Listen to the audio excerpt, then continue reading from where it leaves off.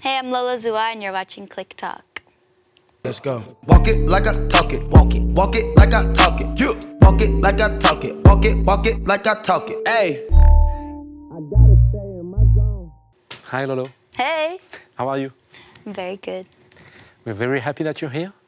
Thank you. First, because it gives me an excuse to practice my really bad English. And don't worry, I won't judge you.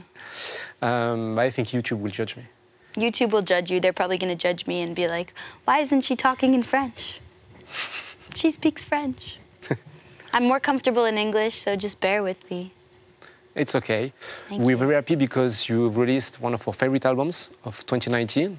Thank you. No, that's true. And it happens to be one of a debut album too, Yeah. which is quite cool. The album is called High Highs to Low Lows. It had a deluxe version, and your music is similar to your life in the way that you were born in France, you lived and grew up in the US, and you happen to have Algerian origins Yes. in your shoulders, apparently. In my shoulders, just in my shoulders, though. Nothing else. But yeah, my dad is Algerian, my mom is French, and they met in France, and then my dad won the visa lottery. And so we got really lucky, and we just moved to San Francisco when I was 3 months old. And then I would go to France a little bit the summers to see my family.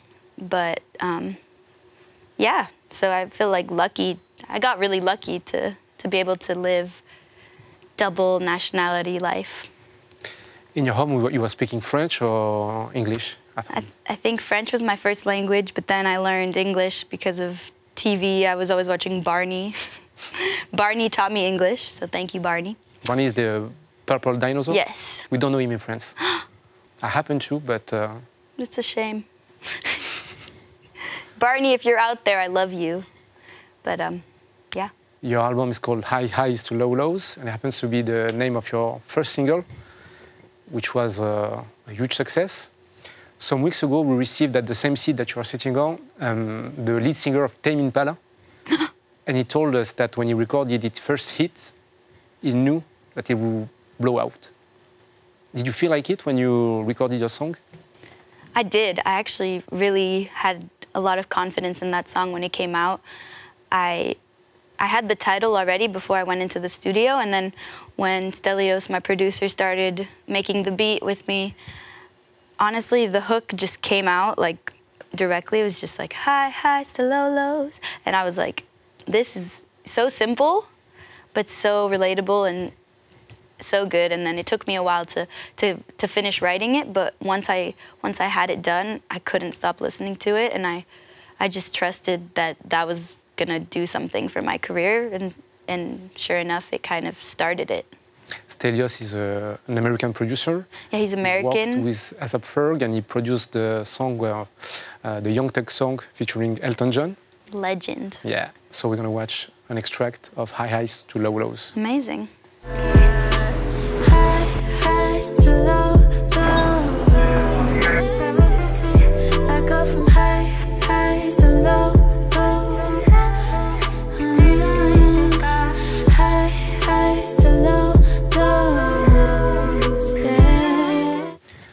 This song is about life. Life, yeah. About the way sometimes there are very high highs and very low lows. Mm-hmm. It was what you were going through at the time. Yeah. Right now, what is your life like? More highs or more lows? I think that when it comes to physical things, like, you know, I have my own apartment now. I can afford to eat whenever I want. Like, I can buy shoes if I want to buy shoes. So in that sense, it's more of a high compared to when I wrote the song. I had like $50 in my bank account, like all the time, and I was working at restaurants, and so that was definitely a struggle, and so I don't have to struggle in that sense. But I think that in my life, I will always have low lows, as in my health and my mental health. You know, it's, you know, as much as you can live your dream and be working on what you love, it's still difficult when you are a very sensitive person, which I am. So I'd say it's more high highs, but there's definitely still lows, and I don't think they'll ever go away. You grew up in San Francisco, as you mentioned. Yeah. can we play a game? Yeah. I'm gonna play you a song, Okay. and you're gonna tell us what it is. All right.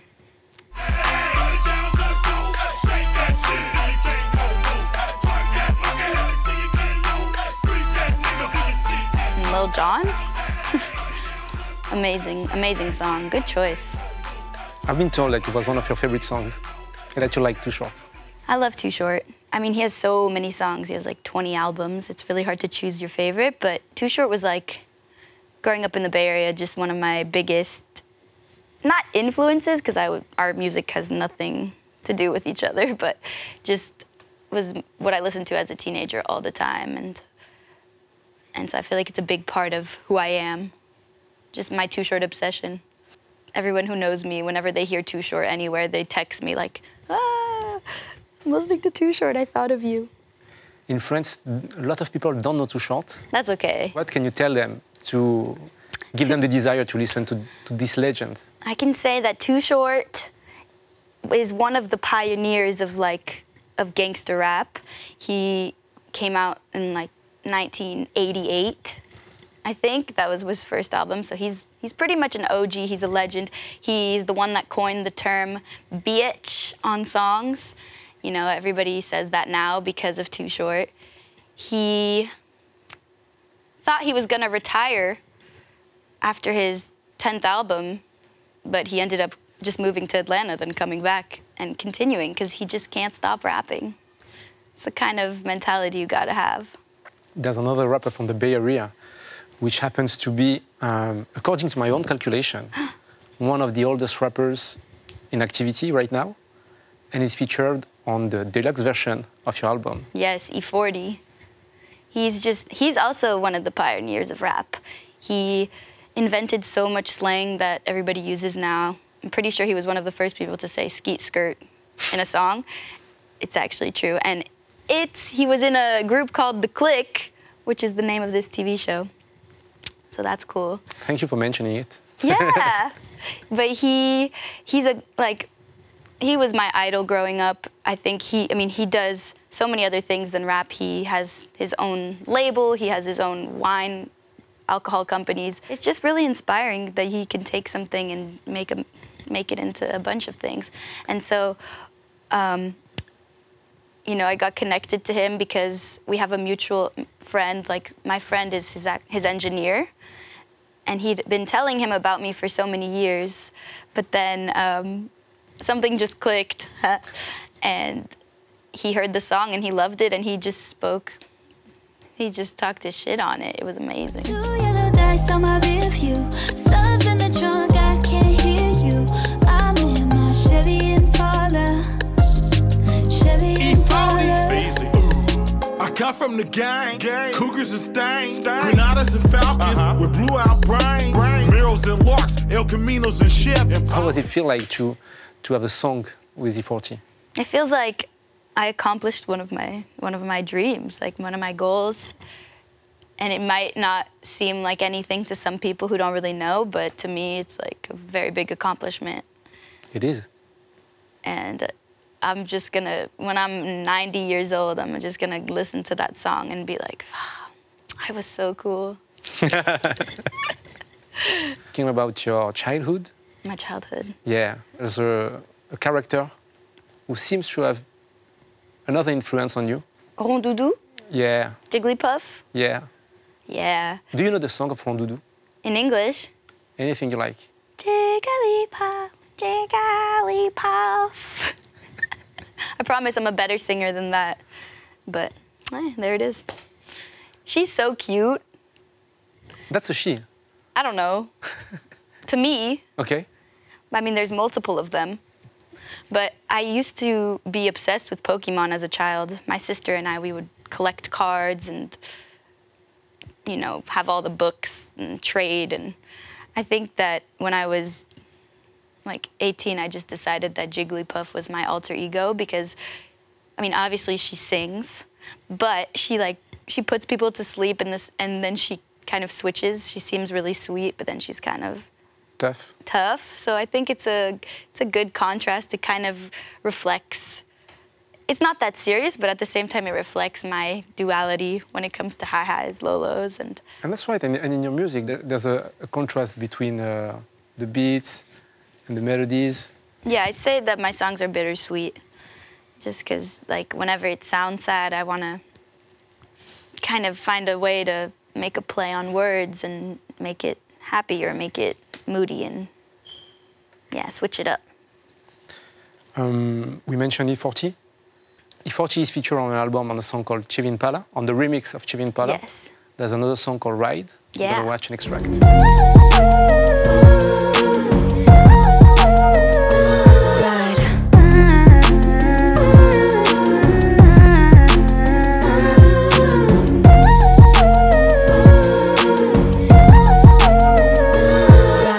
Hey, I love that video. In a lot of your videos, you're on a bike or you're in a car. How big is the ride in your life? The funny thing is I don't even have a car. I mean, I have a license, but I don't even have a car. But you do have a jacket of I have bike. I love wearing NASCAR jackets. It's just my thing since forever. But yeah, I mean, I travel so much that I'm always tired, and sometimes it's hard to like sit down, live in the moment. But I think I do it enough. But yeah, I'm having the ride of my life, baby. But you have your driving license? I do, since I was 15 and a half. Okay, nice. Because in America, you could drive very early on. It's dangerous. As people can see, we've been talking in English on my part really bad since the beginning You of want to this do some season. French for a little bit? No. Okay. I'm fine. I told you I It's need to good practice. practice. Thank you. But there's one song on your album which is entirely in French, and I do love her a lot. Merci. It's called Beaucoup. Oui, je t'aime beaucoup, beaucoup, beaucoup, pas du tout. Oui, je t'aime beaucoup, beaucoup, beaucoup, pas du tout. People might not notice it, but on this song, it's very bare, musically speaking. It gives a lot of room to your voice. Yeah. We can see very precisely your tonality, your voice, and all your techniques. Why did you make this song? What does it represent to you? So I made that song because I felt like the album was kind of heavy. Like, you're right, there's a lot of production. My voice is a little bit more muted and maybe not processed, but maybe processed. And so I am a very big fan of like 60s French music. It And reminded me of Françoise Hardy. yeah, it was completely inspired by Françoise Hardy. She's like incredible, and her music can make me cry in a sense that like not a lot of music can do that. And so I wanted to do a song that feels like it could be from the 60s or 70s. And so Stelios just played the bass line, and I had never written a song completely in French, just sometimes like little parts. And so this for me was a little bit challenging because I was afraid that it wouldn't be taken seriously. I was afraid that my lyrics maybe were stupid. No, they're really cool. Thank you. And so I just, yeah, I just wrote it, and I was like, this is a classic. And I put it at the end of the album to finish the album because it's just like a breath of fresh air, I think. And it's just important for me to show my French side as well in my music, especially for people who maybe have never heard French music.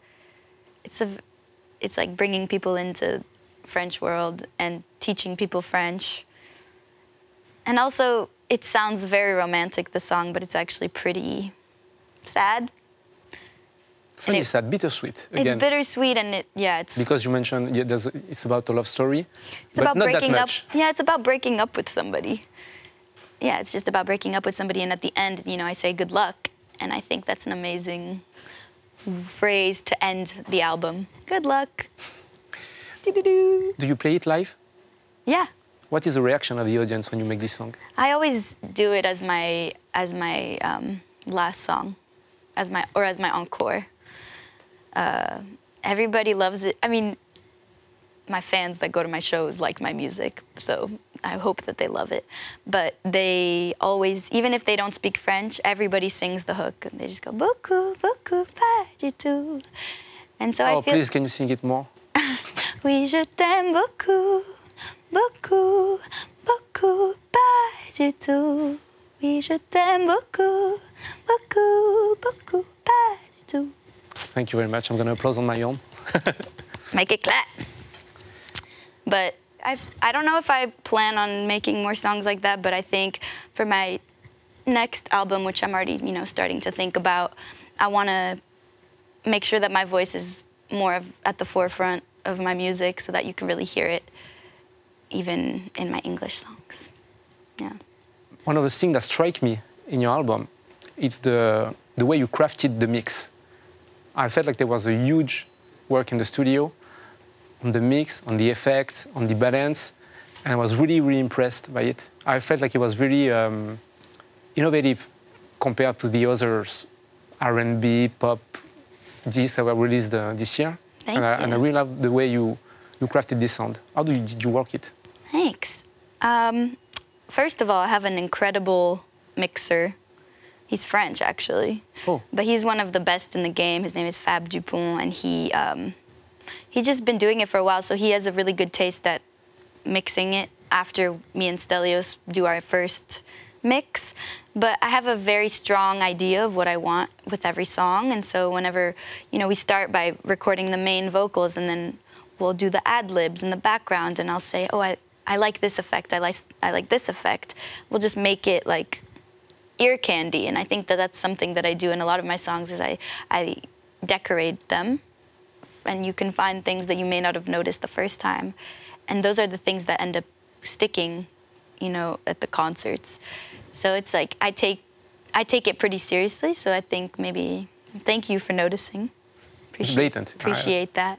No, it's really blatant when we listen to the album. It's really blatant the thoughts you put on this process, and gives the whole atmosphere throughout the album. And I think that's why there's so much room for me to kind of explore different sounds, because at the end of the day, I'll always keep my thing and my style, and I think that that's a big part of my sound. You mentioned your ad-libs. There's a song where you have some ad-libs in Arabic. You say Habibi. Habibi. It's on Desert Rose. Desert Rose, yeah. You speak French, you speak English. Yeah. Your father is Algerian. Yup. What did he give you, and what is the place of this Algerian blood? I think it just, being Algerian, I'm very proud of it because I just think it's such a beautiful country, beautiful culture, such good food. And, my dad didn't teach me Arabic, which I'm sad about, but there's certain words that I remember from my childhood. And so for Desert Rose, it was just something I wrote. It was like writing a love song to my family.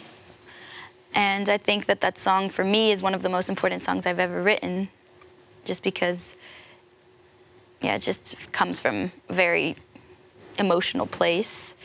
And a lot of the people that listen to my music have told me that that's their favorite song because they can relate to it in some way. Like maybe somebody grew up in Egypt and they're gay and they had to come out to their family, and that song is what helped them through it. Somebody told me that, and so it's stories like that that make it really special and show me that song helped a lot of people. I was wondering if it was written for your father, but you answered it. It wasn't specifically to my father. It was like it was to my distant family in Algeria, because my father lives in America, so it's different. He's kind of Americanized. I've seen that you used to be a fan of Amel Bent. Yes. You worked with French producer Midsizer. Mm-hmm. Who else are you feeling close to in France, artistically speaking? To work? Or as your own taste? As a listener, or? Well, they're not French, they speak French. You're gonna say Stromae? I love Stromae. I know he's not French. And I know Hamza is not French. I don't know, I feel like for collaborations, I like when they're very natural.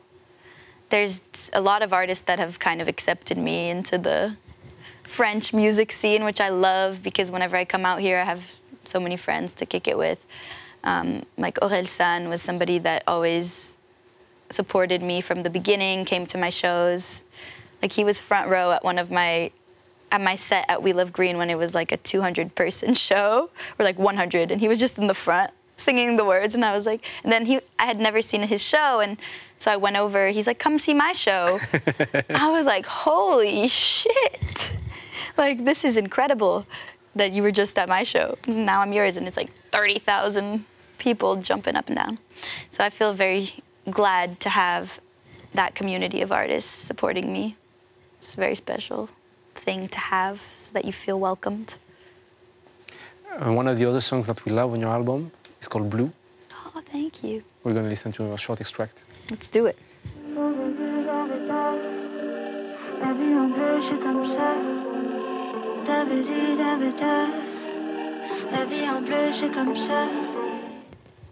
C'est tout. Yes, Le that's a short le teasing. petit truc français. Voilà, pour donner envie aux gens d'aller voir plus. C'est vrai. It's true, that song always, I feel like in France, for my Paris shows, it always is more special. Because I flipped La Vie en Rose d'Edith Piaf, and I said La Vie en Bleu. And I thought that that was just a thing, but apparently it's not a thing. It's not like something people say. What? La Vie en Bleu. I don't know. Maybe they're going to say it after your song. Hopefully. Trendsetter. But yeah, no, I think that's the second song I ever did with Stelios. Because after High Highs to Low Lows, it went viral on Spotify, and all these labels were hitting me up, and I was like, I honestly have no other music. Really? I had nothing else. It's crazy because this song was featured as the #1 song in 2017. Yeah. Spotify worldwide. It was on the playlist of the Fresh freshest. Finds. Yeah. Yeah, it's crazy. Maybe if I didn't plan it or anything, I just was like, let me put it out because it feels like the right moment. Because you never want to miss good timing, and if it just felt right. And so after that, I felt this pressure to put something else out. And so Blue, it took so long to finish that song. We put in like a month of work on one song, but I think that you can tell because to me it lasts. It's like one of my favorite songs I've ever done. It just I feel like it lasts forever. It'll last forever. What have you been working on lately? What can we expect next? I just went to Morocco to shoot a video for Desert Rose. Nice. Which was incredible. I've never done a video that, I told the director my story about my family in Algeria and what I wanted to show, and so she just made a beautiful treatment, and we went to Morocco and filmed a video that's very story-like. It's less about, being cute and more about emotions. And I found out that I can cry on command. So I'm an actress. I won't ask you. It's fine, I could do it though. I don't feel like doing it right now. But yeah, music videos, and this is actually my last interview of the whole year. Woohoo, so let's pop the champagne. But after this, just back in the studio for a few months. Is there a song that you really want to write about? I mean, a subject. What is the song that you wish to write before everything? There are some subjects I want to write about, but they're kind of difficult to write about. Sad, so I won't say it. But yeah, I mean, there's so many songs that have yet to be written. We'll see. Thank you. Thank you. You have one show at Trianon. Le Trianon. And next summer you will be featured at several festivals. Yeah. You'll be at Printemps de Bourges, les Francopholies, et les Vieilles Charrues. Yeah. And your first album has a deluxe version featuring E40. Yes. And everyone should listen to it. We really love it. Listen to it. Stream High Highs to Low Lows by Lolo Zouai.